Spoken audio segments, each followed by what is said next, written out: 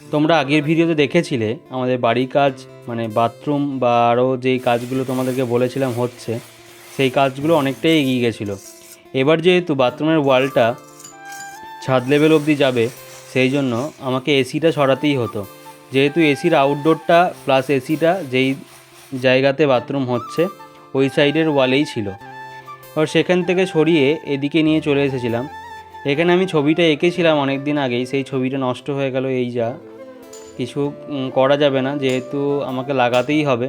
আর এদিকে এসিটার পরে আগে ছবিটা আঁকা ছিল বলেই এসিটা আমি এইদিকে লাগানো করিয়েছিলাম। আর এইদিকে এসিটা লাগানো হয়ে গেল, আর এইদিকে সাগর চলে এসেছিলো। তোমরা সাগরকে অনেকেই জানো, ও আমার সাথে সবসময়ই থাকে যখন আমার কাজ থাকে। আর ও বেশিরভাগ টাইমই এসির কাজই করে, কিন্তু আমার সাথেও ও আমার যখন কাজ থাকে তখন আমার সাথেও কাজ করে।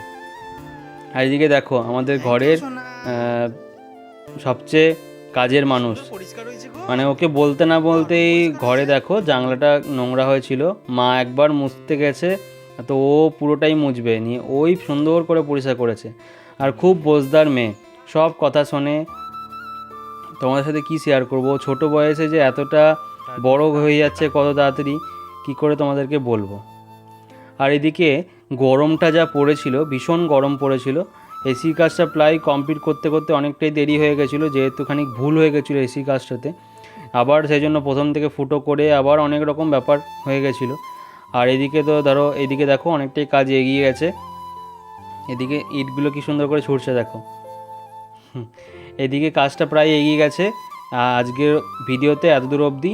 তোমরা মিনি ব্লগটা অবশ্যই লাইক কমেন্ট করে জানিও কেমন লাগলো।